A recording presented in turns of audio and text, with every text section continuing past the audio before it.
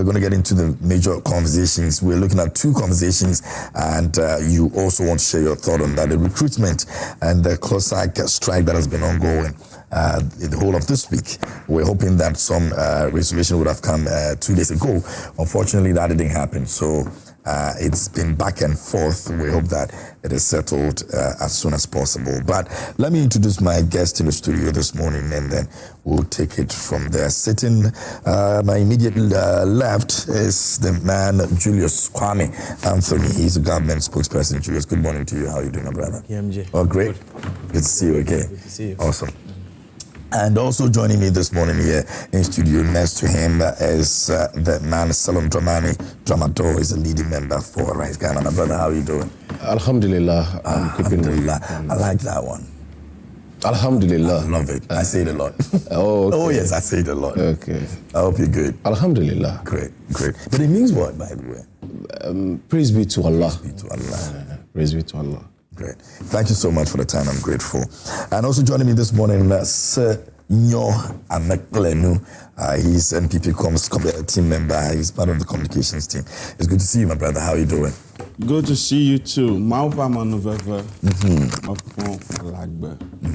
Ta anye monupokpo banya hama lagba odoma. Ta mako monupokpo ya ma adakpa na mauga soboli sabe. Onabanya hama gare gbagba odoma dia. Yemako monupokpo ma evala mi habe platform aji. Ta akpena yawa. I'm speaking everything. You guys are just okay anyway. But that's that. What did you say? Julius actually heard what you're saying anyway. I mean, Julius fixed everything. He's basically thanking God Almighty for the opportunity to be alive today and the opportunity to be on this wonderful platform with you. Yeah, so he's full of gratitude. You are a good translator. So okay, so both of you speak Anglo. Yes, I speak okay, so I speak Tongue. Me dak mena ma obe, and na me egben kekeke. Be mi ga fon la gbagba odoma. Ye mi ga pomo nko va platform gankeji, ala agbasa gankeji. Be le mi ha mi adem no so afie. Cho Ghana kwa nya ojojom le Ghana. Domapo dokino bo le soldier, le amobi ayi police, amobi ayi immigration, amobi ayi the fire service. Daka jirudu obe. Monu popo ke le kunye 5,000. I'm a 500,000 here apply. FB a dokpopo wo le Ghana eva sesem na so help. Ni gegere nyamama. Asegoba. Dasiba. Let me explain. Blika. My grandfather will be disappointed this morning. I know. Very good morning to my grandfather, Peppo in Oklahoma, and to my uncle as well, Uncle Moses, Uncle Ernest, all of you. I know you're disappointed. No worry. It's all good. The Desiba is just that's Dagbani. Oh, good morning. Good morning. The Blika is the Fafra. Oh, I see. You speak all those languages. Don't worry. There's a lady around the corner who calls me Naba. Right? So Naba just chief. Yeah, you call me Naba, and I also respond now. And you look regal. Yeah. President in your country. Yeah. I'm learning small. No strong, no very strong. Yes. Elle Togo, elle Benin, elle Nigeria, Pakparo, international language. It's a vehicular language. Eta Jagba Nigeria, I think Allah live good. Eta Jagba be strong for be. Oh, I got the linguistics. Eta mile mon kokpo eza for beto katan le programme pongwa. Big do na be no Jagba na ko joy prime diki. Who pay view kata ke legi. I don't know get fire. The Arab Confederacy. Baby, I don't get fiery. Ella no robust, intellectually stimulating. Not Definitely. If you are unemployed, this is the show this morning. Man, this is the best I've had the whole of this year, man. I'm excited I'm thrilled actually about this, and I'm grateful to you guys for expanding this beyond just the English that we speak on these platforms. I'm sure there are a lot of people out there who can also relate with all that you've said, and we're grateful to all of you. You can send your messages to us this morning. If you can send your message in ever, in Ga, in Hausa, in any of the languages, send it to me. I'll read it for you. All right, so let's start off this morning with our very first conversation. I'd like us to look at the issue of the ongoing strike. I think that That is one of the things that a lot of people, are thinking that if it continues for a while, because it's already disrupted a lot of government, business. And I don't think that we're supposed to be going on with this till now. Julius, I don't know about the latest on this, because as of yesterday, we were hoping that some resolutions would have come up, but it didn't happen. Maybe you can tell us what's the latest on that, and where are we headed with this? Well, the Minister for Labour is engaging the stakeholders, CLOSAG leadership. And I read somewhere that they said they didn't want to see the Labour Commission director. They didn't want to see. Well, because the Labour Commission is declaring the strike as illegal. I mean, there are certain processes that needs to be followed for strikes to be declared. The Labour Commission is describing the strike as illegal. But you see, when it comes to labour actions, I have always said that government must relate with labour in a way that puts the interest of the people who execute government's mandate first, and in the needed balance with the larger macroeconomic concerns that we have, because demands for increments in payments and all of that have fiscal implications, and budgetary implications as well. And so in looking at those concerns, sometimes strict adherence to legality would not necessarily do. Someone cannot be agitating that I want my salary structure changed and all of that, and the response would only be legalese. And so whereas it may be illegal, my emphasis this morning would not be about the legality of the actions or otherwise. My emphasis this morning will be on the questions of whether or not the appropriate engagements have been made, whether or not the state has indicated its position on the matter, whether within the larger framework of our governance, the demands they are making can't just be implemented immediately as they are demanded. That is what my focus would be. They are demanding a change in their salary structure, not mere increment of the salary on basis of existing structures. They are demanding that the present structure be completely changed. Such demands have implications for the budget. Sure. And so if the budgets had already been passed and government is adhering to a strict budgetary framework to ensure that the fiscal consolidation efforts that we have so far, through the discipline of President Mahama and Finance Minister Kesela Toforson, have been able to achieve the larger macroeconomic effect so that people's monies in their hands have certain value for them. So that those will not be disrupted, government must adhere to what has already been passed and stick to it to the latter. So there's the critical question of whether or not government can just, as a matter of fact, disrupt that whole process, institute a new salary structure, and start implementing it as the demands are. In looking at that, you would see some difficulty, some roadblocks to doing that, because government is not run as though it is, a private enterprise or sole proprietorship where you can just decide anytime at all, I am changing this, I am changing that. The frameworks must follow due processes. And so in the face of those issues, the demands of CLOSAG, be they germane or not, there is the reality of looking at whether within those frameworks government can just immediately look at. So dialogue would be the best way to ensure that both parties understand the frameworks that we are dealing in, and so that some understanding can come.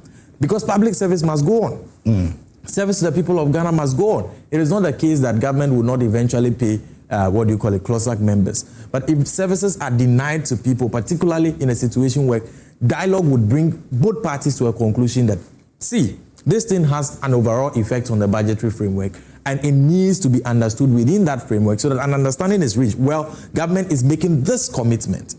We are also accepting this or not accepting this. And so we want implementation within this period. I think that conversation can be had and we move on. But denial of service to the people of Ghana on the basis of something which is structural in nature, I think that it's quite problematic and we need to have a relook at it. So I will not insist on the Labour Commission's approach, which is to declare the strike illegal and ask them to just simply go back. I would say that we should have a dialogue and understand the framework in which we are operating, because strikes are means by which Labour puts pressure on their employer to ensure that their demands are met. If you insist on legality, they may be unable to do that, because we must be willing to admit sometimes, even from a government's perspective, that Labour laws are structured in a manner that would make even strict adherence sometimes difficult for Labour to be able to put any pressure. We are not a government that is against people, advancing their challenges or asking for more from their government. We are not against that. What we are asking for is compliance that ensures that the ends of delivery of public service are met at the same time while respecting the demands of the labor group. So government respects the demands they are making. Government is willing to reach a middle ground with them. Let us have a dialogue. All right. Maybe we'll look at the other side of that. I mean, it's been a week. If it continues next week, what happens with government business? We'll look at that and see how we can solve that issue too. But let me come to you and have your say on that as well. Salom. Yeah. Okay. Given the role CLOSAC plays in our overall governance structure, it is a critical one. And I like the approach, what the submission made by Anthony, that this is not a matter for us to be litigating. It is about how government runs, and going on strike will definitely have some adverse repercussions on the works of government. So if, the current government we have, it's not the litigious type. Unlike the one they succeeded, this one, it's one that is compassionate, it's one that is listening, and it is one that is responsible and nationalistic. So I'm not quite sure that the government will take the route of the institution responsible for addressing this very issue, which is the Labor Commission, because it has always been, that has been their wound, to always declare strike as illegal. Merely declaring a strike as illegal cannot provide you a potent solution to what is happening, because strike is just one of the means for workers to vent their displeasure or dissatisfaction, and that is exactly what CLOSAC is doing. And I just pray that they also look at what government has actually inherited, because this government is it's still at its nascent stage. Yes, it's still at its nascent. But that is one thing that the opposition party does not want to hear. According to them, they were aware of what they were inheriting. Yeah, the opposition, and that is what the opposition is supposed to be doing. The opposition is supposed to be holding the government's feet accountable. But it's not justifiable that the government was aware that ABCD were not there, and they still told the people that they will be able to do that. So if you're in power already and you've seen that this is staring at you, but go ahead and solve the problem. I don't think the government has conducted itself in a manner that shows that they were not aware of this problem. They are well aware, and then they are taking steps to get these things addressed. Because that's what I'm saying, that there's a qualitative difference between the current administration and the previous regime, which was pretended by His Excellency Nana Addo Dankwa Akufo-Addo. So I'm quite sanguine that this problem will get resolved, and government should maintain this posture, and then we should be nationalistic in declaring some of these things, because now we know the state of our economy, we know how the mountain of mess created by the erstwhile administration, which they bequeathed to this government. So CLOSAC, yes. As for what they are demanding, it's a legitimate one. And I side with them, because if you are a government worker, you look at the Article 71 office holders, what they take and what you take home, it's quite disproportionate, you understand? So, yes, I'm quite sure government will get these things resolved. Okay. Yes. All right. Very well. Let me take Senyo's take on that as well. Senyo. KMJ, thank you very much. Once again, good morning to you and good morning to my colleagues. Let me use your platform to wish a very good brother of mine in Keta constituency, Edmond Gadasu, aka Legacy, a very young, energetic, committed member of the New Patriotic Party. Today is his birthday. I want to wish him happy birthday. May the good Lord grant him all his heart desires. And I believe that today, I think we'll be visiting Early Beach Resort to have some work this afternoon as his. I was about saying. Yeah, so Edmond, wherever you are watching us this morning, good morning to you. And a special good morning to the good people of the Volta region who are watching us today. They have their sons who are seated here and then displaying their culture in terms of the language. On the issue of CLOSAC, I'm a bit scandalized. I'm a bit scandalized, and in the sense that I listened to my two brothers speak, and the position of my brother Dramado seems to be more of speaking for government than even the one who represents the government itself. What is the basis of this comparative analysis to this current government in terms of payment of, condition of service to the people against the previous government? This issue of strike has been a recurring issue in every government. It is not new.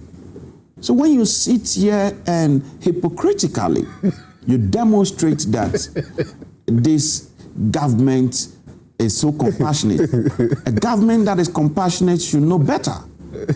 When you came to office, you were given a document, you sat in a transition process, you were fully aware that there was an MOU. So one would have thought that in the course of your budgeting, you would consider the people in your budget. You never did that. Yet my brother, who is from Arise Ghana, I don't know if Arise Ghana is an extension of the NDC party. Arise Ghana is never an extension of the NDC. So you don't sit here and bombard the previous government when an issue that has to do with the welfare of our people. We should not politicize issues of welfare.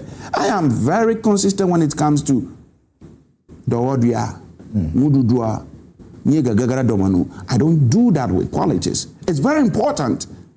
We have to do that devoid of politics. He mentioned the issue of nationalistic as well.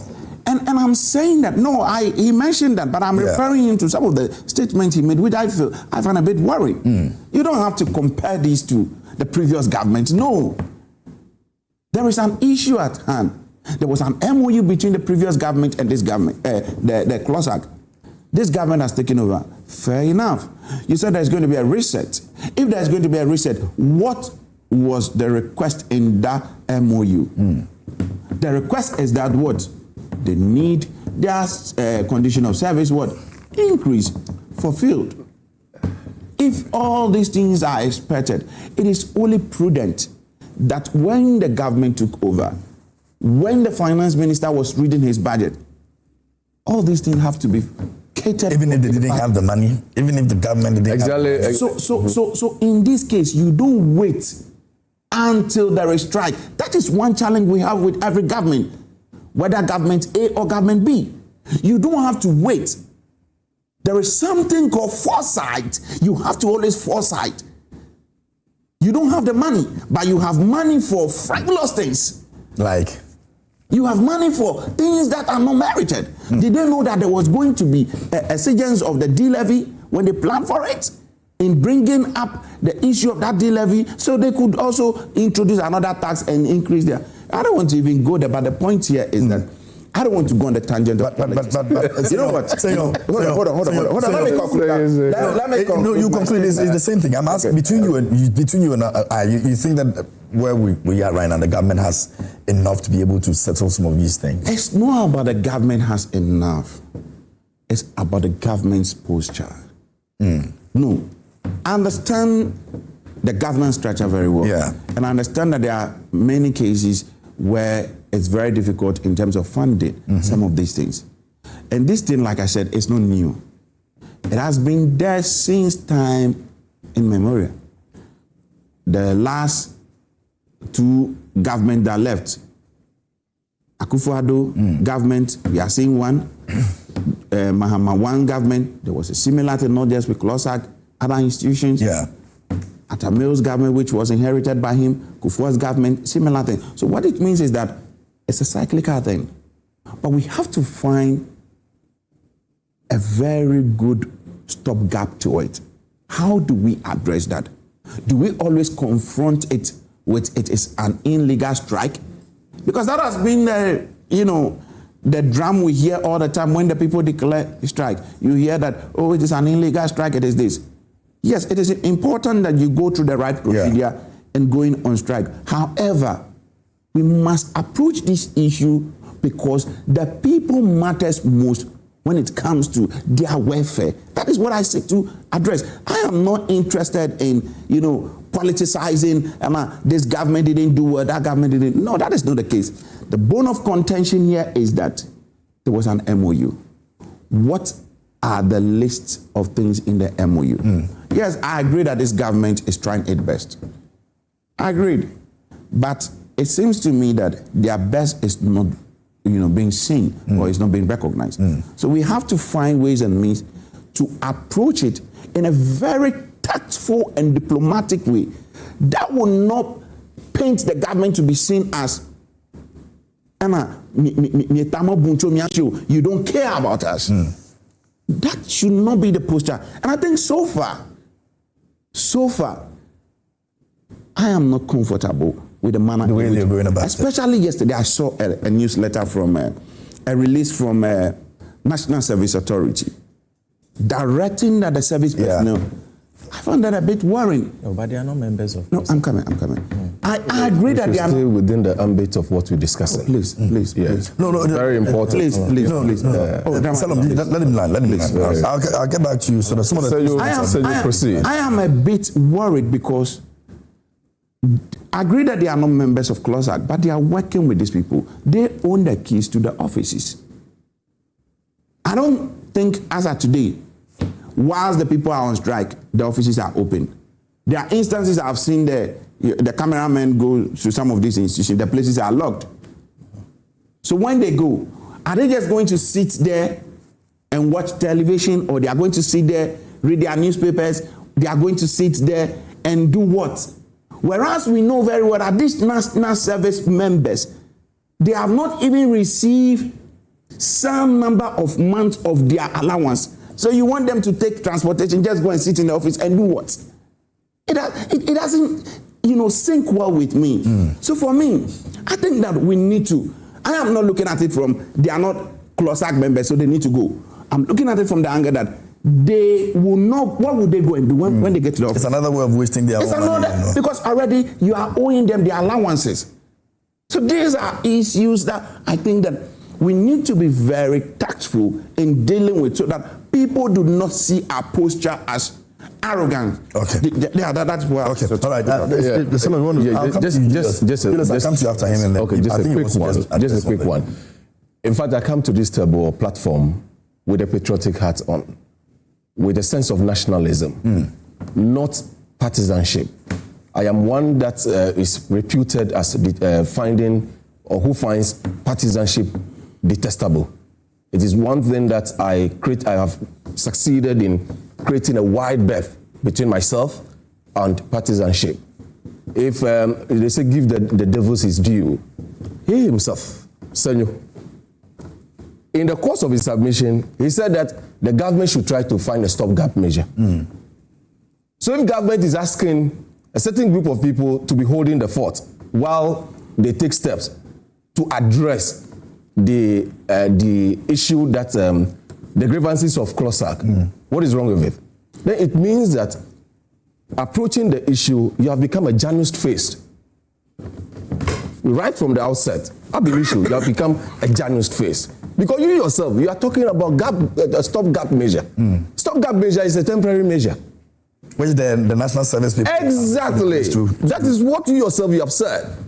There is nothing in me that welcomes hypocrisy. I find hypocrisy and double standard as detestable and abhorrent. You are getting too personal. You understand? So, this government, the government so far has demonstrated commendable finesse and tact in addressing this. So I shouldn't say it. I should like duck all this thing to be looking for something negative to say about the government. No, what I do is activism. What accelerates the forward march of Ghana? That is what I welcome. So emphasizing on the qualitative difference between an ex-Swal government and the current one, it's not hypocrisy. It is called candor in analysis. That is what it is. Okay. So, CLOSAC, I am sanguine that the government would definitely find a solution or would definitely answer their grievances. That is why I say that, and I say that this government, and he mentioned foresight. The difference between the leader in the helm today and the one and his predecessor is that this one is endowed with foresight, hindsight, insight. He's the only president we have had who has these three sights that God has given us. That is it. Because he has been there before, which has given him the hindsight, which is the experience. So if John Mahama takes a decision today, what I do is that I take my time patiently to go through it. Because he has been there before. And maybe he's taking the decision based on hindsight. So, Senyo, as for hypocrisy, no, I call a spade. I don't call it a big spoon. Give the devil his due. And you yourself, you are at Spain to say that this government has done so well, incredibly well. And that is what it is. You cannot contest this. It is an incontrovertible, incontestable fact that this government, when it comes to managing what they have succeeded, they are doing well. I am not engaging in sycophancy and bootlicking. I am not a sycophant. There's the next topic we are going to discuss. Yeah. That is what I am passionate about. I'm surprised we are letting this. You understand? Because that is. I mean, that's our major issue. Yeah, that is what I want us to have time to discuss. If you are okay with it, but it doesn't mean that we are going to give. It doesn't mean that the Closer grievances should be shrugged off on this platform. It's also very important. It is equally important issue that is bedeviling this government. You understand? So. Again, the government will definitely take steps to get these grievances addressed. Okay. Julius will do a very quick one for us, and then we'll move on to our next topic. Julius, let me have this. I find it, very saddening when we demonize political parties and political participation in this country. The reason being that Article 55 of our Constitution itself recognizes that if we are going to amalgamate interests and views, political parties must definitely be formed. That is why our Constitution encourages, partisan participation. So when people like yourself attack those of us who participate in partisan politics by reason only of our partisan coloration, I find it a bit problematic. Even though it was said because there's a yawning gulf between patriotism and partisanship. It's not true. It is true. There's a yawning gulf. I am saying to you that the supreme interest of Ghana must always supersede the partisan interest. That's what I'm saying. Okay. Nobody. I even find it curious that you want to take this thing to task. Please proceed. You made your point on that. Please proceed. Everybody allowed. I'm even finding it curious. Everybody allowed you to make your point. Someone's thing just allowed. So you are paying that I am saying that the government is taking steps to get closer issues addressed. You made your point. I am not being cantankerous. I am not being cantankerous. I am not being combative in any manner. You made your point. Let him also make his point, and then we'll make. Why are you doing that? Julius, go ahead. Why are you doing that? No, Julius, it's okay. Go ahead. Even the president that you are full of praise of this morning is someone who has participated in partisan politics all his life. So why do we make it a point to demonize people by reason only of? But I have not demonized any political party. To say that there's a qualitative difference between the one in the helm and the erstwhile administration, is that everybody's time? Why do you want to waste everybody's time? Julius. It's because you're referring to Julius, can you address the issue? Address your issue and don't be taking my thing to task. You're addressing the issue, so you just go ahead and address. I'm even curious what you're doing. Oh, my brother. This is something that would have taken 30 seconds. You're wasting everybody's time. Let him finish. We have another topic. You're wasting everybody's time. So let him please proceed. Yes. Let him finish. You're wasting everybody. When he's done and I feel you want to address, you do it. So don't worry. Why are you doing that? So let him finish. Don't interrupt. Proceed and make your point. Don't interrupt. There's nothing patriotic about it. Julius, go ahead. There's nothing patriotic about it. Julius, go ahead. So we should not be doing that. Okay, because for a democracy to work, there must be people who participate in partisan politics. So I just want to correct that. Okay, that is corrected. Yes. Can we move on to the next topic, or you still have some on national service? Let's not be doing some of the things we do. Senyo, please. There is a way NSA works. I have been in the student front for several years. From 2016, I've participated fully in student activism. And national service issues brought me to this studio and joined new studios more than 15 times. And the reasons have been because of arrears upon arrears upon arrears. But there is a time when we demand action. It is always when the arrears exceed 2 months, 3 months. There is a reason why. National service, unlike regular staff of the public service, needs post-service validation every single month. So the only time you can pay someone for the previous month's work is when you validate in the subsequent month that that person has rendered a service in the previous month. Unlike normal staff. So there was a man hanging around. Because you must do the validation for about 2 weeks. That is what often happens. Now, so to test whether or not national service is in arrears, it must go beyond the subsequent month. So if we are in March, you must be demonstrating that people are owed February salary, and it is in April that you will start making that demand, because March is when the validation for February would be done and payments will be made. I don't know if you follow. Yeah. That is what often happens. And that has been the structure. And that has been the structure, because you must do post-service validation for each month. As we speak, January salaries have been paid to the service personnel. Post-service validation for February, the month of February, is being done in March. So where from the claim that we are owing service personnel, we have not paid them, and we are asking them to go and work? Senyo, where from this claim? So please, when we are bringing certain things to the discourse as a way of maligning and attacking those in the services, we should also bring inside knowledge of how the institutions work. So Julius, if this were under the previous administration, it means that anybody who would have made a case for this would have made a bad case. Oh yes, check your records. Check your records. When I come to this studio over national service issues, I was on PMS Press over national service. Yes, but I know I always bring this. It might not be you, but others in your party also. That's what I'm asking. Exactly. That's if it was your government, if we are making, it would have been a bad claim then. Of course, it would have been a bad claim. We have never made any such claim against them. Some of your people have. I have.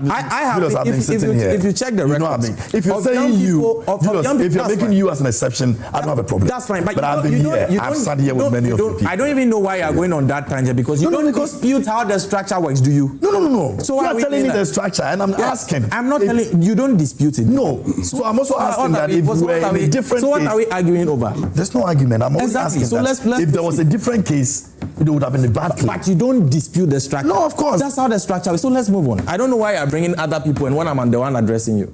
You don't dispute the structure. No. So that is how the structure works. Julius, we have already done this structure thing already. Exactly. I am only asking a question. What am I saying? And you have explained. My job is to speak to how governance systems work. As for the case where other people make what other people say, I don't see why I'm speaking to that. Are you not part of the NDC? I'm part of the NDC. So if an NDC person comes here and claims that the government is owing national service, why should I be speaking about everything everybody says? I am addressing the governance position. How does national service system works? And I'm telling you this is how the system works. The system works where there is a post-service validation of each month's service. So the post-service validation is done in every subsequent month. And so if we are to do a trace now, can an argument be made that the government of Ghana is in a debt to the people which has not been paid while the post-service validation is being made for that particular month? The answer is no. So KMJ, let's move on. As for this NDC person said this, I can't come and be addressing every single thing that over 6 million members of the NDC say. No, but you already even answered that. So I don't know why you were going back and forth. Anyway, make progress. You already addressed that. You said yes, you are different from whatever any other person says. And this is something you made clear. Yeah. So it's not about position. I've done this, I've done that. Julius, let's not get you have over the length of my submission. You answered to my satisfaction. It ended there. Good. Let's think about this. No, but you kept repeating if someone made that case. No, because you came back arguing again. You came back arguing on the same case again. It does not make the case, KMG. It does not. Go ahead. How the structure works. How the structure. Can we move to the next topic now? Now to the significant issue of whether or not national service personnel should also be asked to stay at home because CLOSAG is on strike. I mean, I believe that any reasonable observer who is watching us this morning would find that suggestion preposterous. The national service personnel are there to render service to the Republic of Ghana, a mandatory service for a particular period of time. So if other people who have a different arrangement with government, they are staff of the government, are going on strike, how does it come to affect the national service regime?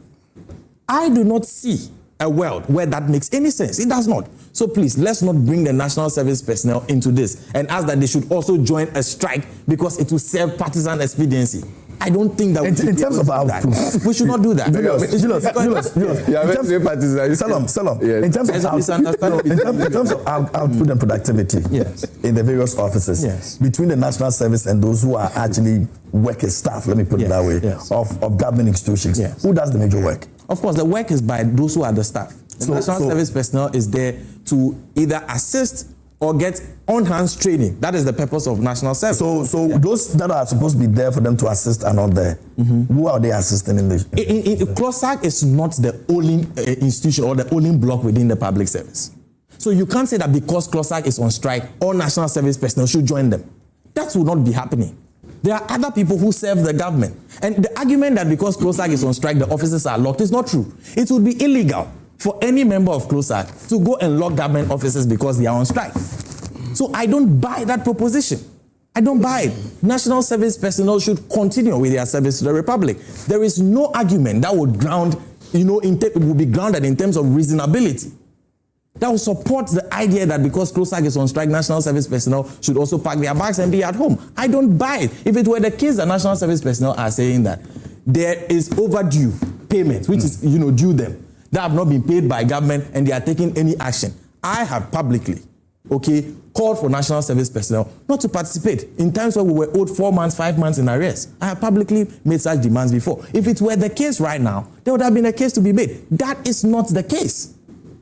That is not the case. Per the regime where there is a service validation, they have been paid the last one, which has been duly validated. February is being validated, which will be paid them. So I don't see why there's an argument being made that national service personnel should join it. I don't buy it. Okay. All right. Let's make progress. The issue of the security services and recruitment. I'll start on you, Salom. Okay. Yeah. Let me have your take on that. All right. Thank you very much. The minority is demanding a full skilled probe into it.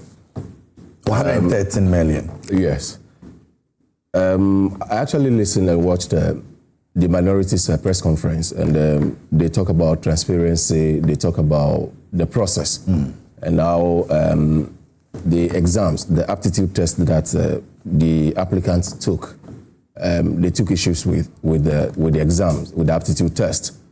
I have done my own checks on this thing. I think the government actually published, or they advertised, they made Ghanaians know that they were going to do recruitment. And they opened the portal for people to buy forms and then apply.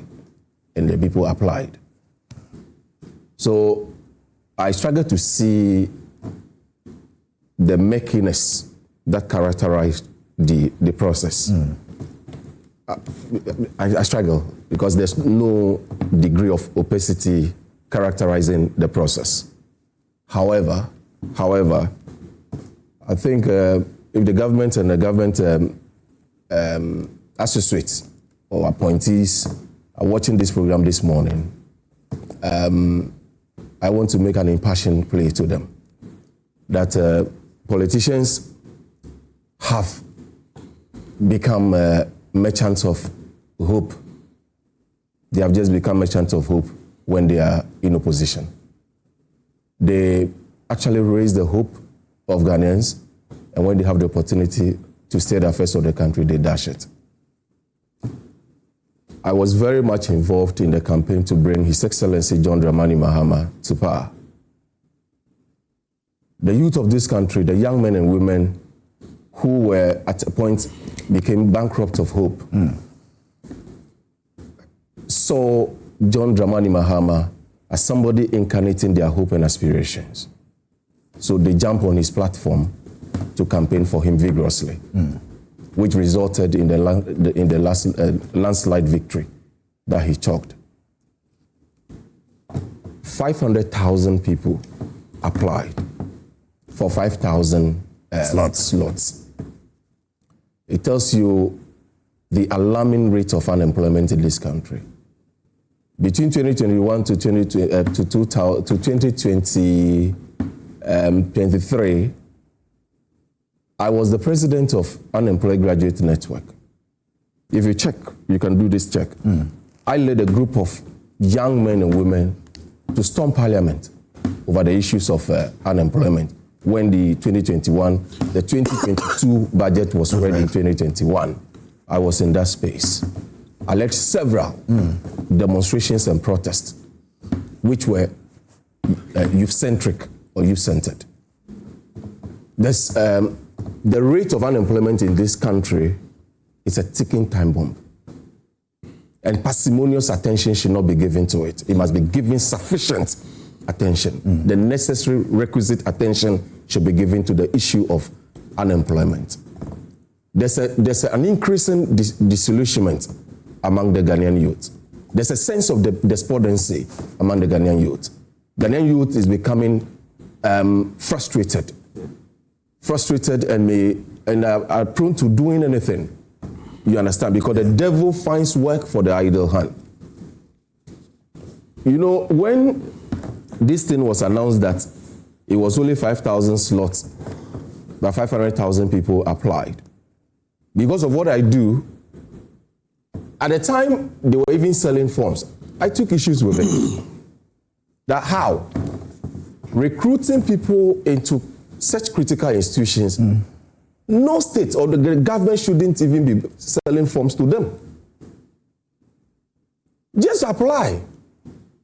You understand? But increasingly, it has become like a government is using, or the state uses that means to even make money.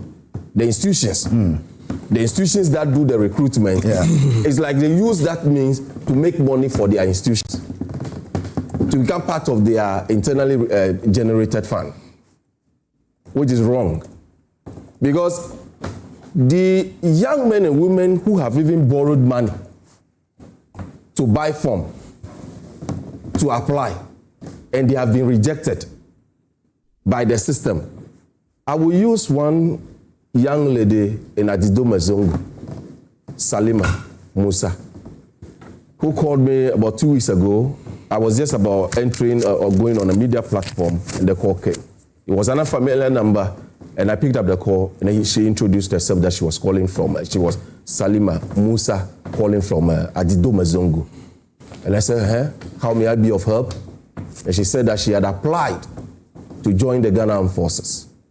She had gone through the test, and the system told him that she was rejected because of her weight. And I said, weight as in that you are overweight, or the required weight to undergo the training, that is what you don't have. He said the system was silent on that. Look, there was a palpable sense of frustration in the young lady. It takes me to Adidome again, Mafi Achemfo. A young lady by name Tabitha, who has been applying to, she's so passionate about entering or serving this country in the Ghana Armed Forces.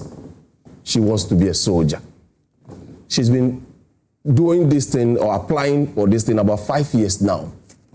Still unsuccessful. You know what sparked the Arab Spring?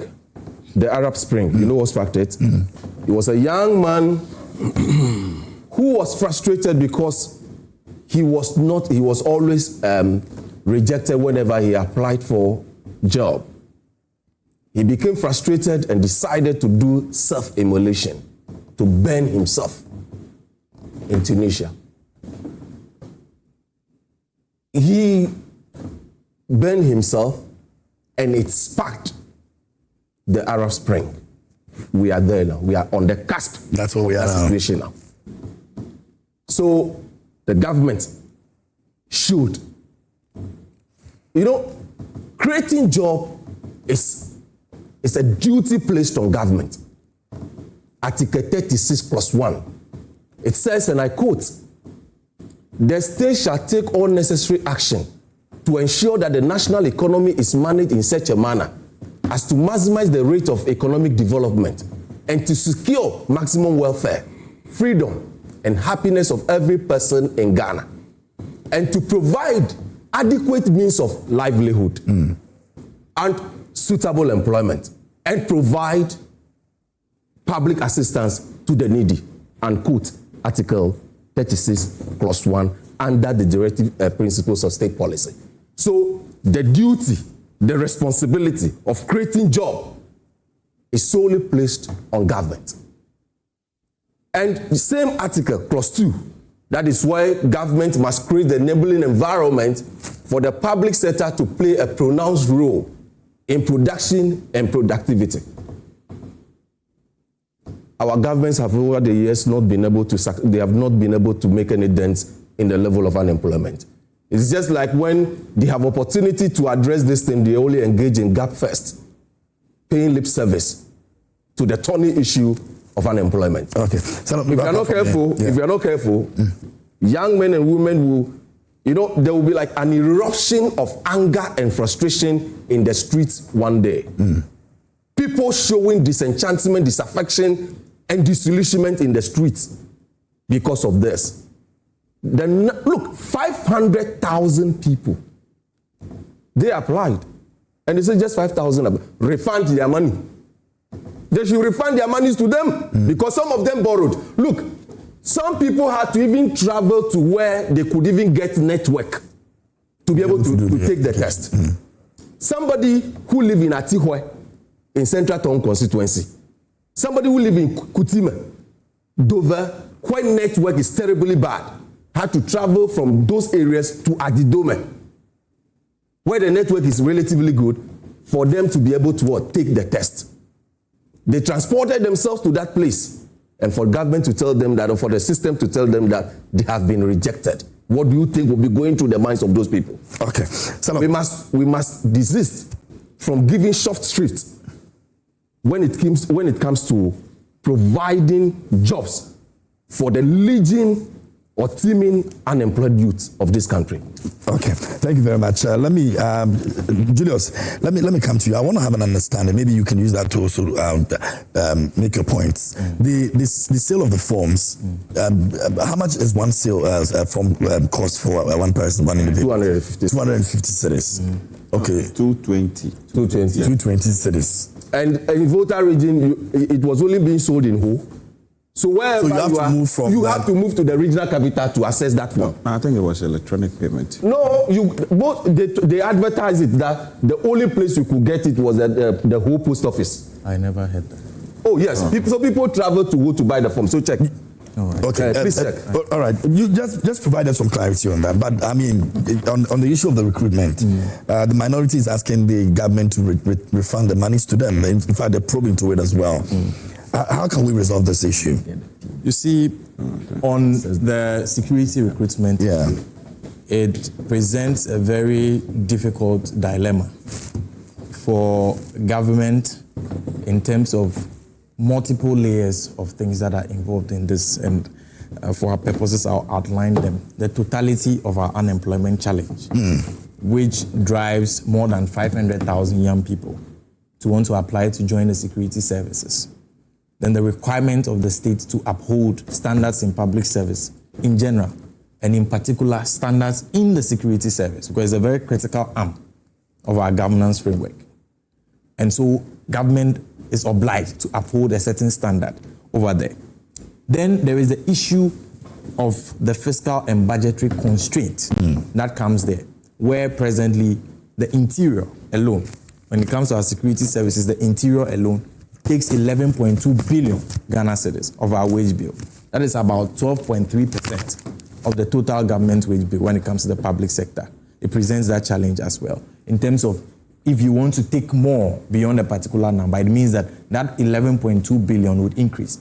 And payment in terms of the wage bill to people in the interior, the security services alone, would now exceed the 12.3% that we currently have, which is a dilemma the government has to deal with.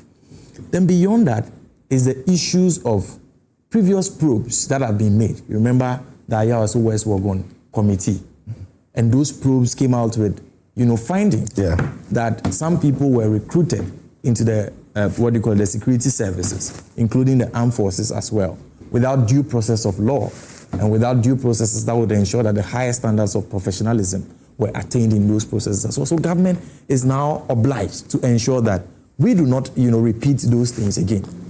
All these issues culminated into the challenge we are facing. So it is a multifaceted problem when it comes to the security recruitment processes. Now, if you look at the numbers, and I would give you the breakdown so that you appreciate what we are dealing with. The immigration service alone, the present staff strength of the immigration service is only 18,000. But 180,000 people applied to join the immigration service alone. The current strength is 18,000, but over 180,000 people applied to join the immigration service. That should tell you that if the current staff is only 18,000, 180,000 cannot be an addition. You know, an addition would definitely be less than the 18,000. So you see the nature of the challenge for that place alone. Now, if you look at the fire service, it's presently over 17,000. Over 124,000 people applied to join the fire service. You see the impossibility the government is faced with. It comes to prison service, 14,000. 71,000 people applied to join the prison service. You come to the police service, where the bigger chunk of the problem is. They have a current strength of 49,000. And then over 130,000 people applied to join the police service. It presents a challenge. So in the face of all that, you are faced with the duty to ensure that you maintain the highest standards of professionalism. So government developed, an approach to ensure that we select the best out of the number of people who have applied. And I will touch on the issue of whether or not we should refund monies to people. I'll touch on that just as a reminder. The government decided that we'll use multiple layers to achieve these high standards that we need to uphold in the service. So we brought 4 criteria: documentation, body selection, then we have the online application, the aptitude test, then after medicals, then people go to training. In all of these processes, people have to some way, somehow be dropped along the line. So after documentation, you may have about 150,000 people left. Then when you are done with the document, because some people will not have the appropriate documents, some people will not have the necessary academic qualifications and all of those things. Nobody can be blamed for that. If someone doesn't have the necessary academic qualifications, they would have to be out of the process. Then body selection, where they look at people's physical qualities and all of those, and some which may be lacking or which will not, add up to the service in a way that is very positive. So that would also drop some people out. Then came the aptitude test, which would test the mental capacity of people to do. You need to definitely, if you want to uphold a particular standard, use various criteria. So the government has developed that, and people were being dropped along the way. All of these things, regardless of how you look at them, would present challenges to one person or the other. Because if there's an unemployment challenge that is leaving a young person somewhere struggling with life, a simple explanation that I want to uphold high standards in the public service will not make sense to that person. But for the generality of the Ghanaian public, where there is a requirement that we have people who are truly qualified to ensure our security as a state, it makes every sense. So as leadership, you want to serve all those interests at the same time. How do you do it? You prioritize. Do we take the quality of the services, or we deal with just that and put people in the public service? So that's the dilemma government faces on that level. Now, when you look at all of these things, can we say that, the present government failed with a certain quota of 5,000? I do not think so, because it is within a broader framework of the fiscal issues as I've outlined. The wage bill that we have now, how much do you want to bloat it? So government has to be responsible with that as well. How much do we want to bloat it? And while at that, I would want to quickly chip in how this is a collective responsibility issue. I have seen waves and waves of attacks directed at the Honorable Interior Minister Muntaka, where a certain impression is being created as though it is the Honorable Muntaka who sat down and decided that he's going to disqualify everybody and will not take people in. Please, let's not do that to the Honorable Minister. No individual person within the government framework can decide policy matters for the government. It is a decision of the government to take 5,000 people. A criteria must be set to achieve that. He is executing that. So let's exercise some fairness when it comes to our dealings with him. If you have some other challenge, I'm not saying that the Honorable Muntaka should be above reproach. If there are real challenges in terms of how he's administering this process, let's do that. But the impression as though he decided he's going to disqualify people, he's not going to take people and all of those things, let's not do that. It is not fair to him. It is a collective issue that government has to deal with all these dilemmas that I am pointing at. So that is the nature of the challenge in the public service. There must be a certain criteria. Now, when you look at certain things like medicals and all of that, there's the issue of if after, body selection, right? And you decide that without any examination, with full knowledge of the fact that the total number of people you can take is only 5,000, you decide that you are sending all those who have been left after body selection. Because after body selection, you had more numbers than the number you have even after decided aptitude to test. take. If you decide that you are sending all that number, okay, to go and do medicals, you know very well that you are creating a problem. The problem being that it would have to reduce to 5,000 at some point.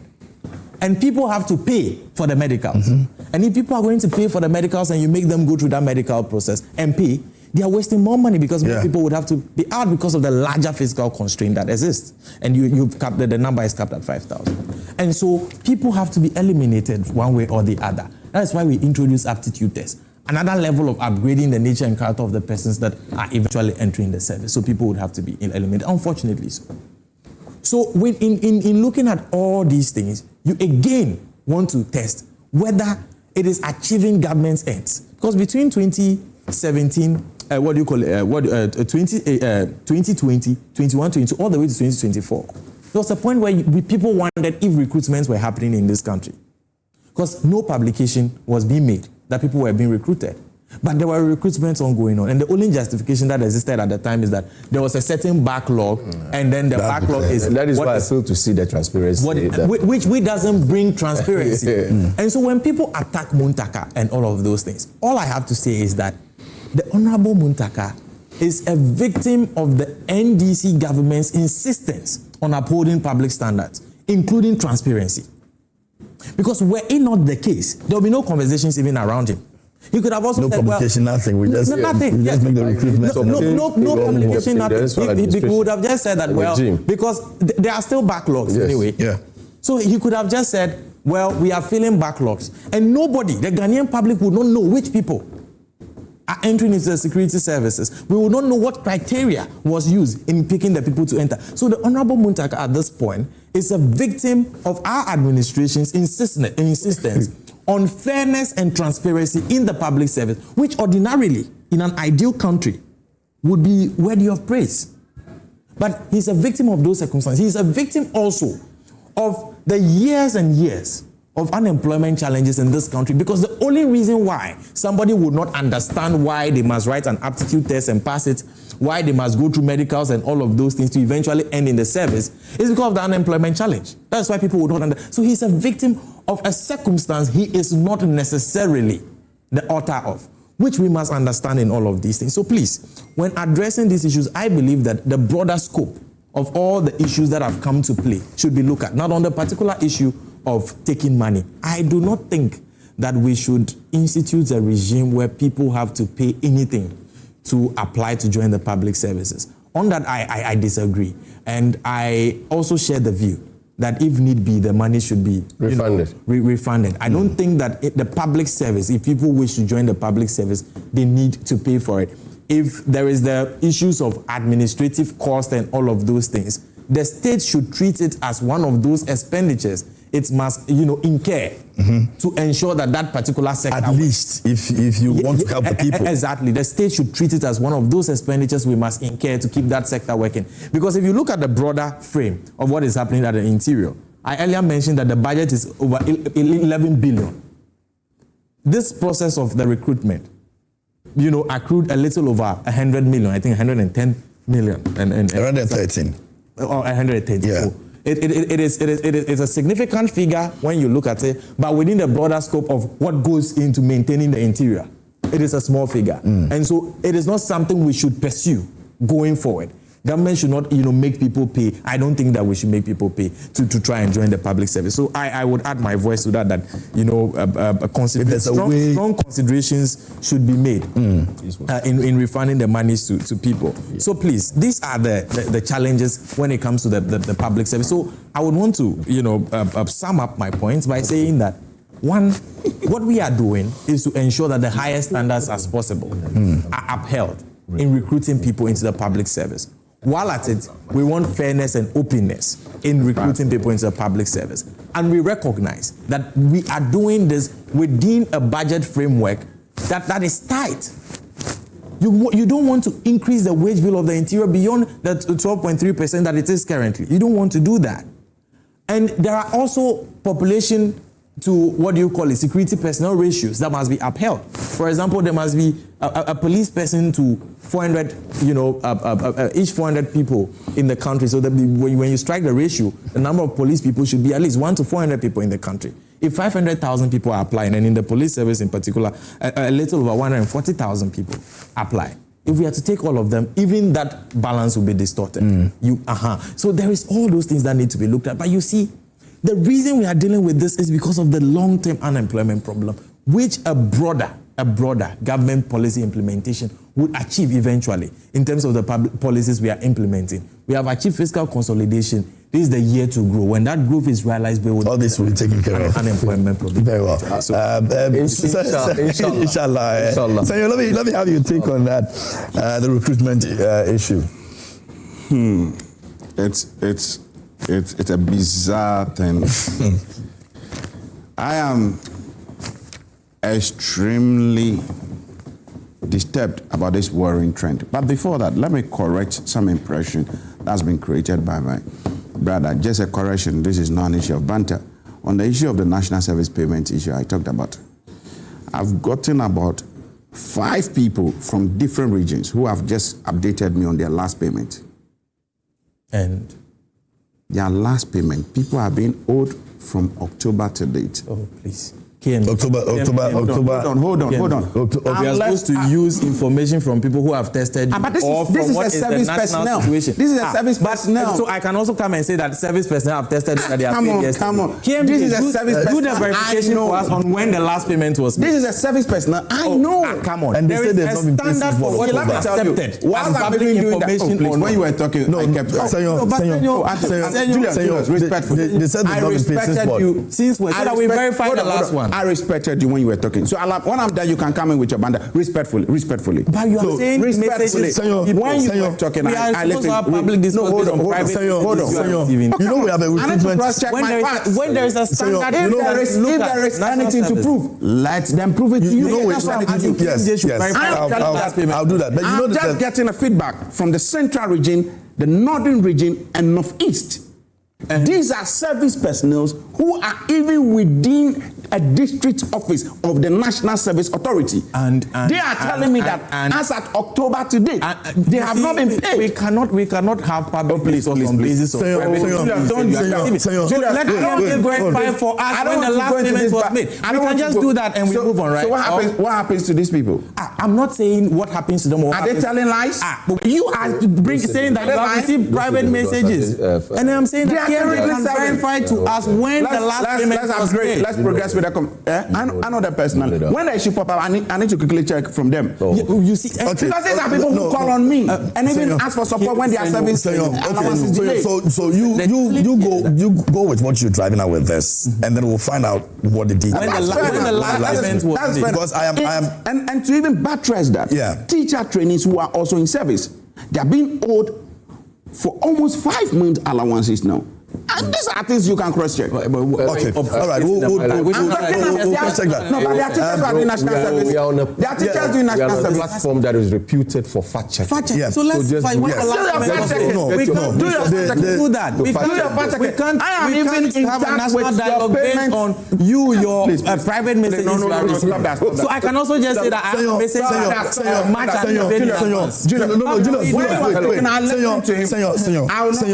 listen. Nobody is respectfully. Matters of fact we are questioning. Julius, it's okay. Senyo, as at February, right, 20th February, November and December payments were made. Okay. So what happens to this person? That's what I'm saying. That could be an isolated. We need to also investigate. That could also be an isolated case we need to investigate. We have to because we understand.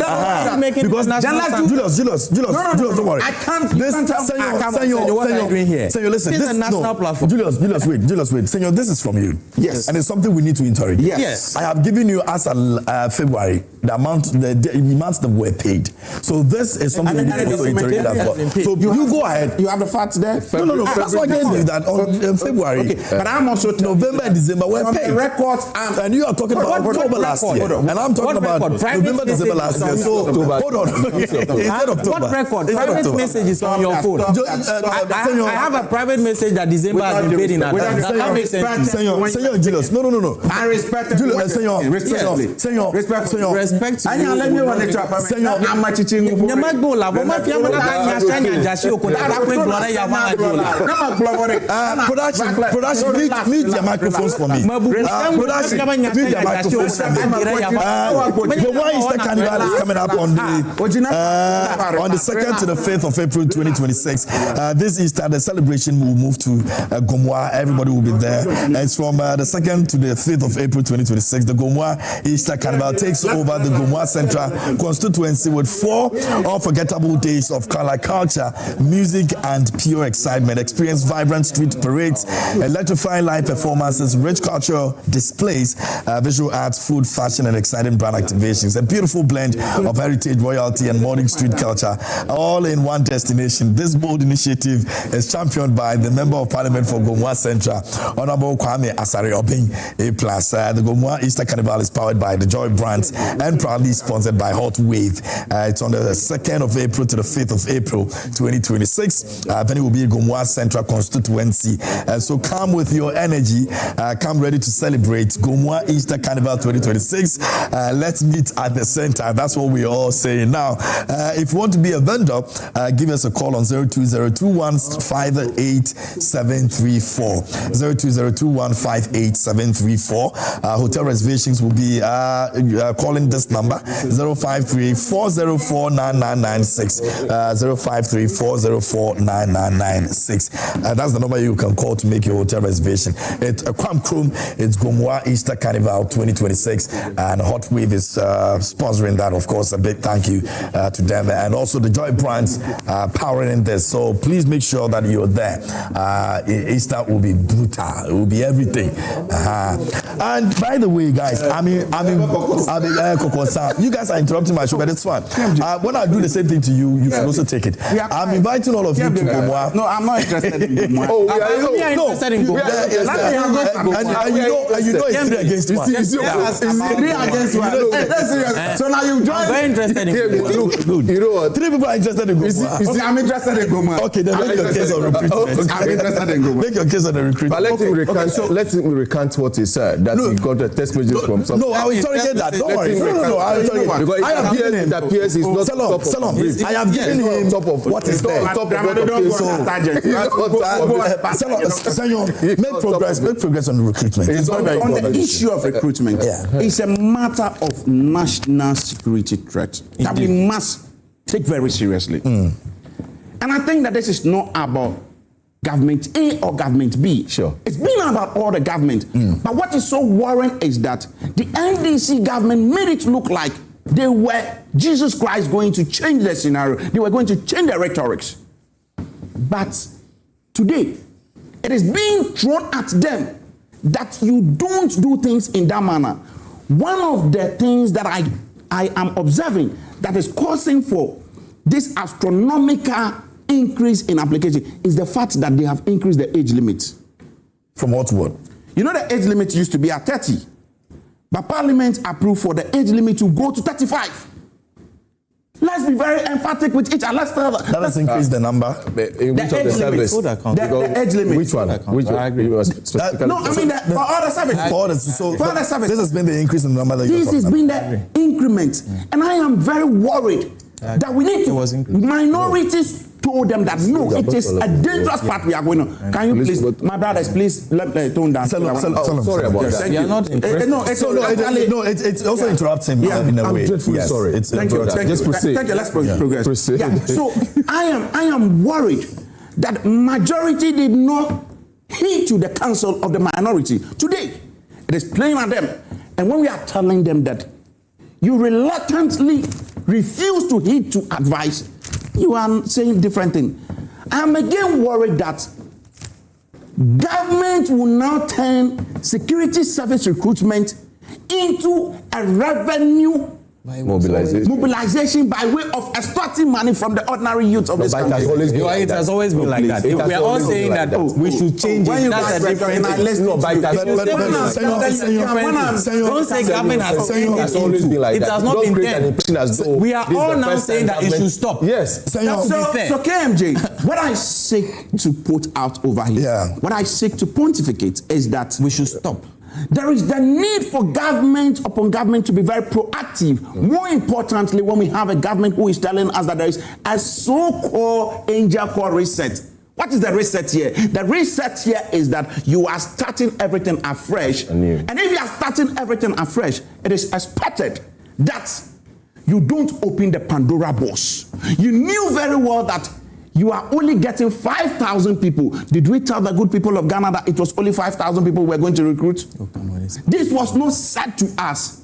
So that is why I'm saying that government upon government must stop taking money from ordinary Ghanaians all in the name of rendering service to your own nation. You told them that you never told them that you are getting just 5,000 personnel to be picked. You allow them over 500,000 people. When you multiply that, that is over 110 million Ghana cedis that you have taken from the people. And I see it as a Ponzi scheme. This recruitment service, knowing very well that you were going to pick less than 1% of the total number that, applied for the service. I see this recruitment service as a Ponzi scheme because it is very, very unfortunate, very, very ridiculous that the youth of this country who were promised that when I come, this is the time I will make sure that everything is reset. You come to government and you are going back to the same rhetorics. And in your case, you have even increased the standard by increasing the people's age. And now, when you are overwhelmed with the numbers, you are finding phonetics. You are finding lexicons to be describing, to be telling us ABCD. Go to the social media. Look at the way even his own party members are lambasting him. I am so pained, not because I belong to the NPP. I am so pained because government upon government is taking the youth of this country for granted. And it is not about NPP, NDC. We must speak truth to power. Sure. It is not about NPP. Neither is it about NDC. And you see, government upon government have not been intentional in creating jobs. Not just jobs, so sustainable jobs. You cannot be giving us this non-fat things and you allow us to, you just take our monies, and when we say it, go to the US. The US and Koda we are always comparing ourselves to. Do they take application fee for people? Do they take? Come on, our standard. I think Julius also makes a point. The thing is that I'm not done.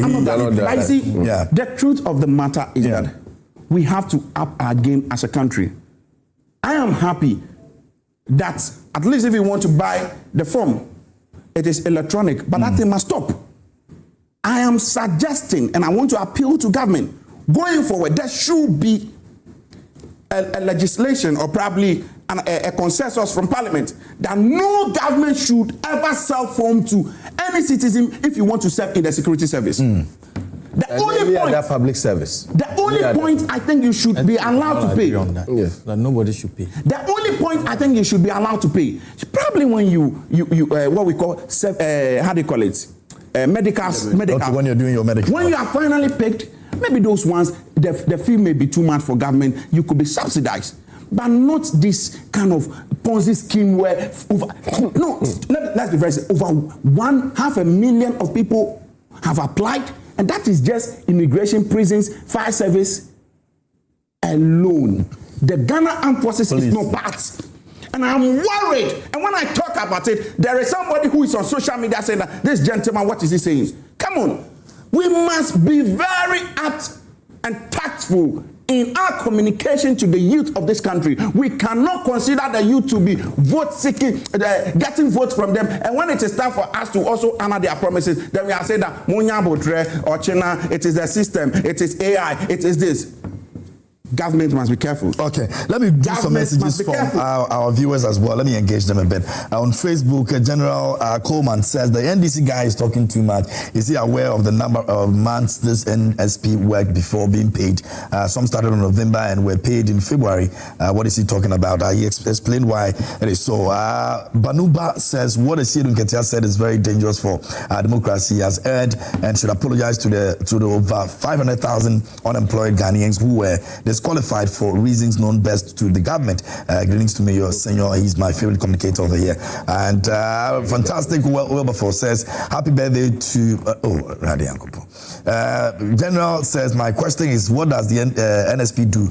They only assist who are they to do and assist? Okay. Ohineba says that this journalist is not okay. Don't NSA have spokespersons? Okay.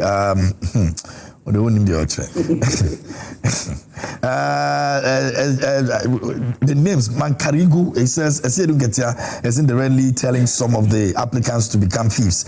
So only 5,000 people should be recruited, and the rest should turn into criminals so those 5,000 can arrest them. And you want to become president of this country one day. Would you have said this if elections were being held this year? During the campaign, you promised to recruit more security officers for the 24-hour economy, but now look at what you're saying. Okay, those are some of the messages on Facebook. Let me see what I can do from here on our page over here. Let me see. This one says, good morning, KMJ. I'm Amir from Takrade. Concerning the security recruitment, what the Interior Ministry is doing isn't fair at all. I know people who connected to TV and used AI to do the aptitude test, and they were qualified. Those who used their minds are being disqualified. Those who didn't take the test at all are being qualified. Indeed, the system is very corrupt. How is this fair? How do you know that they used? They told you that that's what they're using. I don't know, but let me go to this one from Michael Inspector. It says, good morning, KMJ. I hope you're doing great. I'm well. Thanks for asking. Please, Clocksacker should have patience for the current administration because we all knew the kind of junk economy President Mahama received. This administration should try as much as possible to address most of the problems that the NPP is using to confront them, such as Galamsey, unemployment, and 24-hour economy policy, which will help NDC to stay in power for very long. President Mahama should change the narrative of Ghana politics, and I know Ghanaians will like a good governance to stay in power for long to be able to complete their good policies and ideas. Just comment on corruptions. It's because none of the politicians have been prosecuted and convicted to jail. That is why NPP still have okro mouth to talk upon all the financial loss they caused Ghanaian citizens. Thank you all. Okay, let me go to this one. It says that Mr. John Dramani Mahama and the NDC are very clever with their antics. This Kwachi Ofosu is now telling Ghanaians about Mr. Mahama flying with his brother's private jet. Does he know the cost of post-flight inspection? Flying a jet plane is so expensive. This brother is deliberately making Ghana bear the cost of maintenance, as he won't use the private jet to avoid costly post-flight maintenance. Wise man in Makasim sent in that one. Let me go to Gasti in Recruitment. It says that does the NDC man really understand their own slogan reset? Why is he campaigning the current to, why is he comparing the current to the past? Is he serious at all? Okay, Konsi Gariba from Tamale says, the NDC attended the security service recruitment to NDC party recruitment. Where is the one job, 3 shifts? My regards to Alaji Dr. Mahmoud Baumia. This one over here says, what is this NPP guy saying? We are alert now. Was he this loud when his party was in power? Ghana is funny. Jerry Nkuforidia sent in that. Let me go to this one. Says, good morning, Mr. Host. Kindly tell Senyo to give us a break. Please ask Senyo to tell us what he did when his government took monies from our fathers and mothers during their regime. We are sick and tired of this utterances. He should no. Please be a bit across in your comments that you sent to us, please. Let's all respect ourselves like that. Okay, let me This one says, from Blueprint, it says that CLOSAC members deserve better. John Mahama and his NDC should give what is due them. And any case, what they are asking is not anything new. Nonetheless, workers of Ghana deserve better as politicians. But Julius should know that Sidun Ketia has said it. Said if all the 500,000 personnel enter the police service, who will be there to arrest the thieves? We myopic thinking like this would always come from the NDC and not any other party in Ghana. Blueprint price from Mexico. This one says that Joy Prime, the government spokesperson, is misbehaving. How can you be interfering when others are making positive submission? No wonder his propaganda has given him food today. Okay. Well, before that, they send all this one. Okay. So he said, good morning, greetings to you. The NPP didn't do well, and we voted them out just because of the promise the NDC gave to us, which was looking like the hope of the future. Not knowing it was all about political score. I lost my job under the government saying I'm not eligible, while Mahama promised us 24-hour economic job 360. Today teachers have stopped demonstrating over unpaid salaries. Who keeps working without food? My brother from the NDC side is a big pretender. What at all is the hype for? NDC is a propaganda and a scam group of people. Eddie Legacy sent in that one. This one over here says that KMJ, the NDC are behaving like a lost driver who was heading to Bolga and lost its way to the Volta region. Tell the NDC to come and recruit the youth of Bongo as they promised prior to the 2024 elections. If there is elections today, the NPP will beat the NDC hands down. Maxwell from Bongo sent in that one. And Meshach is here and it says we have to critically sit down as a country and rethink about the process and procedure of doing recruitment into our security services. How do the government sell more forms to the youth, knowing very well that they can employ a few? This is not fair to the youth at all. This is not the first time we are witnessing such thing. So nobody should bring politics here because it used to happen under every government. I also disagree with some of my own NDC people who are speaking against Muntaka just because he did not consider NDC youth into the security service, unlike the NPP did. Massa, sometimes let's do genuine politics more. Do we really understand the word resetting? It means we cannot continue to do the things the same and expect that expect different results. You can only be considered if you qualify to be employed, but not necessarily you NDC youth. Let's not joke with our security services at all. I rest my case. Meshach sent in that one. This one says, good morning, Joy Prime. Must be honest with you that teachers that are at post should also plan to go on strike, for our government has decided to let them work more than necessary. The government failure to recruit teachers, most especially those from colleges, is nauseating. Parents must also add their voices to this wicked attitude coming from the government. I continue to call on Joy FM to start going to the schools to ascertain the truth on the ground. It's obvious that this government is interested in destroying the education sector, most especially the basic schools. Isaac from Ho sent in that. Maybe I'll do this last one. Okay. OPK Voices Goes says regards to Honorable Sampine incoming NPP National Vice Chairman, and it goes on plenty. Ghanaians really suffering under the super incompetent, clueless, insensitive, and hopeless government of Mahama and NDC with no job opportunities, high utility tariffs, prices of goods and services keeps on increasing every day. CLOSAC indefinite strike. Over 6,000 teachers have not been paid for 12 to 14 months, with culture of silence meted out to them by the government. Security services rent allowances has not been paid. Audit service workers' salary is in arrears of 10 months. Kalamse is in its worst state, with NDC gurus doing it with impunity, destroying our lands, water bodies, food crops, and some plenty things that you have all sent to us this morning. Thank you so much for the messages you've sent to us this morning. Our time is up. We have to go, but it's something that I want Julius to address quickly for me and see if we can get some answers to it. Julius, there's a scholarship secretariat's refutal of claims of giving scholarship to Canadian citizens. Are you aware of this? Yeah. Recently, there was this claim that the scholarship secretariat was giving scholarship to Canadian. Yeah, It's published on their website. From what I see, it's on their website. Yeah, and the people are Canadian citizens. Well, that no. yes, that's what the claim actually says. If I should acquire a Canadian citizenship today, and Ghana Scholarship Secretariat give me scholarship, would it become a wrongdoing? Isn't that probably they're having dual citizenship? Yes, yeah. It could also be the case. Would it become a wrongdoing? That shouldn't be the case, actually. I don't even understand what is going on in this country. And that's not the only case. Recently, they said because somebody was seen in a photograph with Julius Kwame Anthony, it means giving scholarship to that person becomes But I think simply because that was coming from your own people before the that's not true. Also took, that's not true. That's not true. That's fine. Listen, fine. We should stop doing this. In the past administration, we have had cause to talk about the category of people that scholarships were being given to. And I have been one of the loudest voices that spoke on those issues. Have you received a scholarship before? No, I've never taken Government of Ghana scholarship. I would take it if I have the opportunity though. Would you ever apply? But, I mean, it's something everybody. I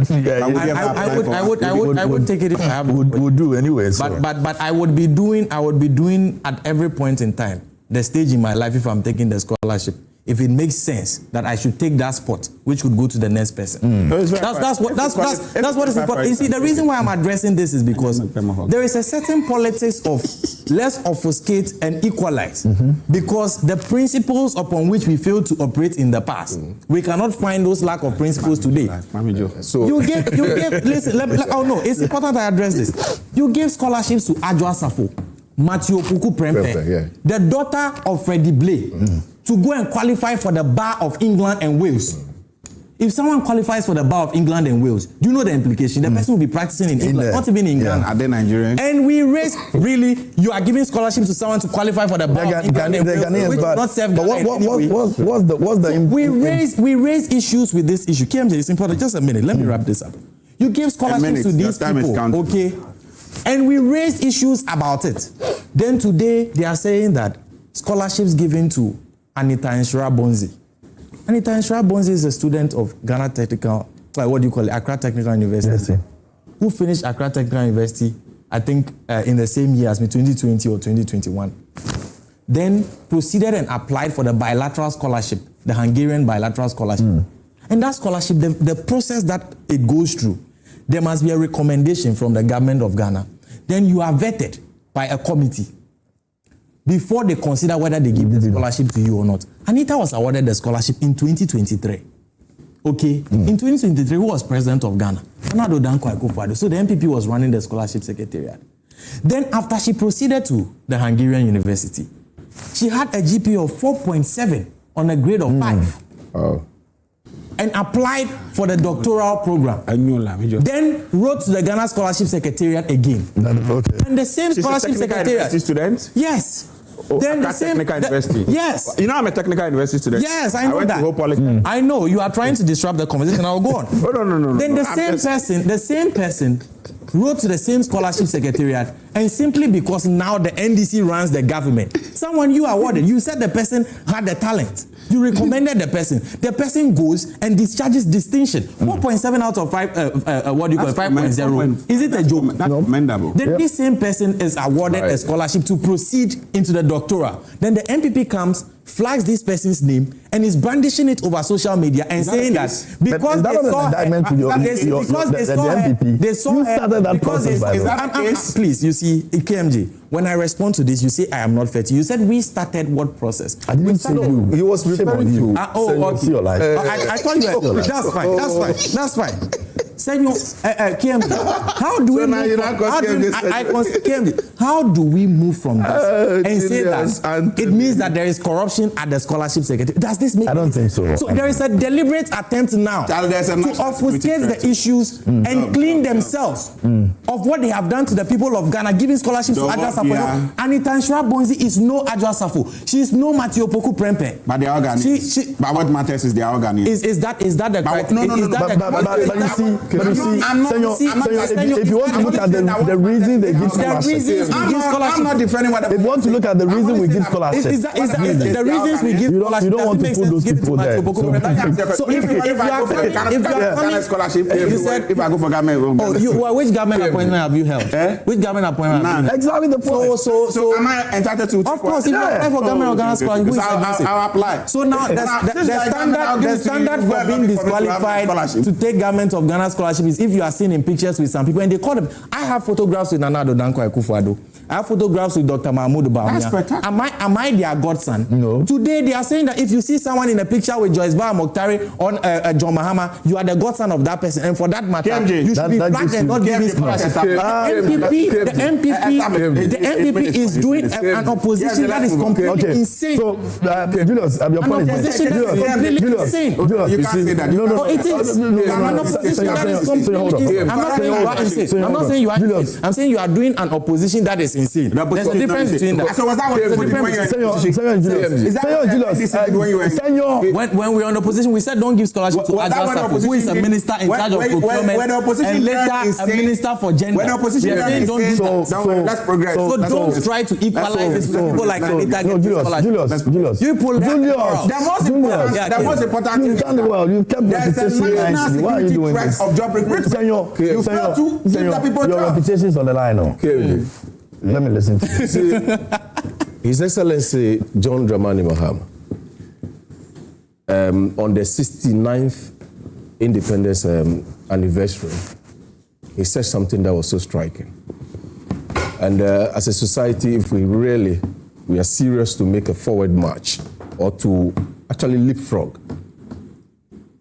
the statement he made that Ghana should not be a society, or the Ghanaian society should not be one that thrives on connections, but on merit.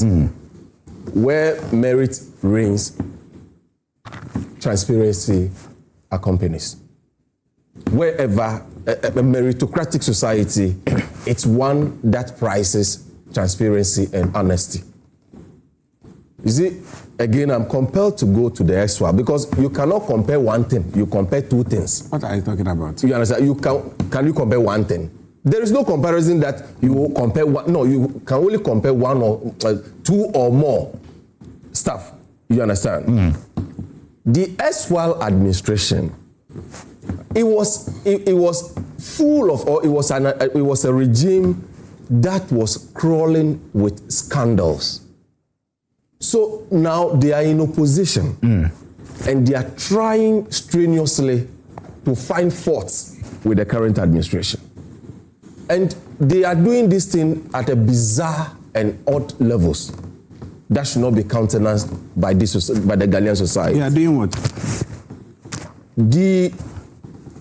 Merely taking a photograph with maybe an influential personality in government doesn't mean that you have a close proximity to that person, such that if there are opportunities, then you can benefit from those opportunities. No.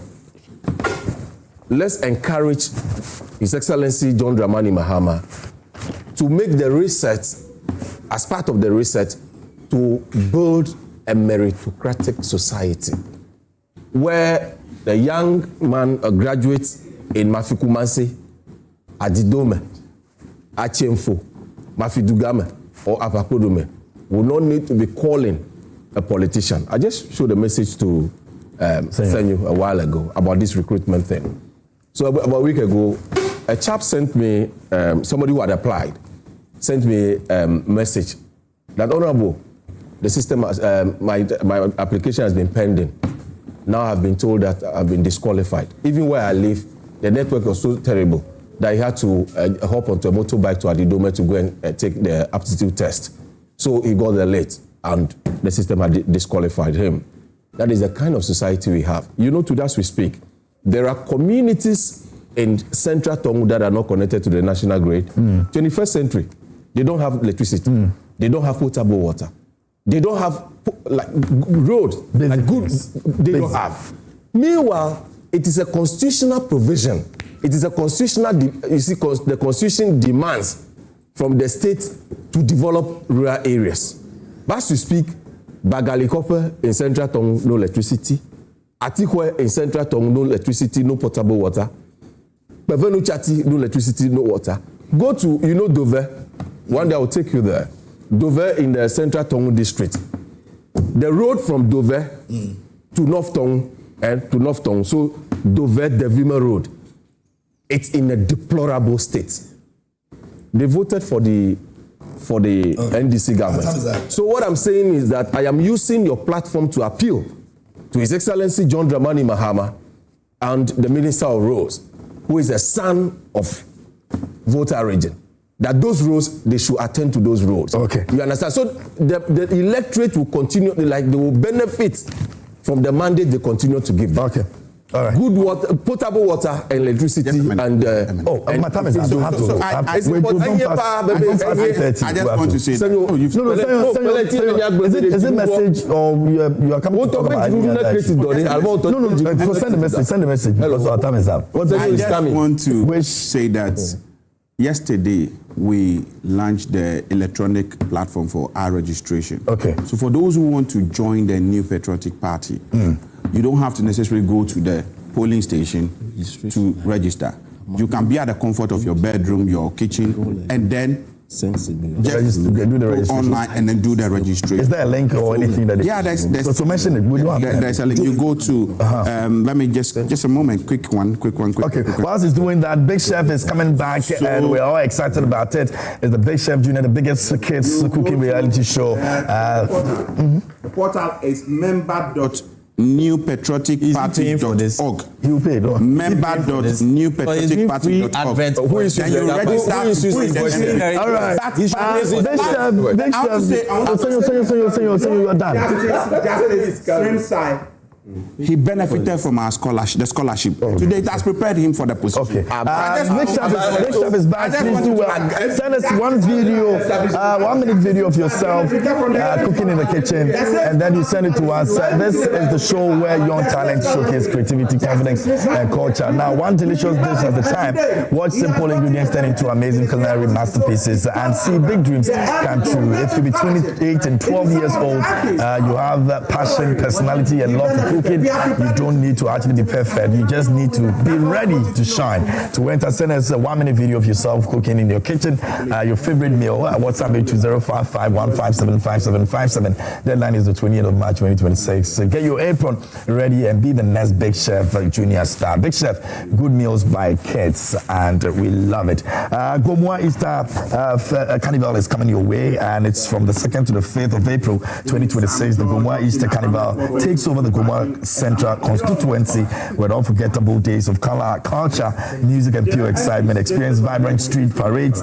We've got electrifying live performances, rich cultural displays, visual arts, food, fashion, and exciting grand activations as well. A beautiful heritage of royalty and modern street culture, all in one destination. This bold initiative is championed by the Member of Parliament for Gomoa Central, Kwame Anthony, being A+. The Gomoa Easter Carnival is powered by Joy Brands and proudly sponsored by Hot Wave. It's on the 2nd to the 5th of April 2026. Venue is the Gomoa Central constituency. Come with your energy. Come ready to celebrate. Gomoa Easter Carnival. Let's meet at the center. For vendors, call on 02021587734. And hotel reservations, call 0534049996. And you are part of that experience that is about to happen next month at Gomoa constituency. Gentlemen, thank you so much for making time for me this morning. I'm grateful. And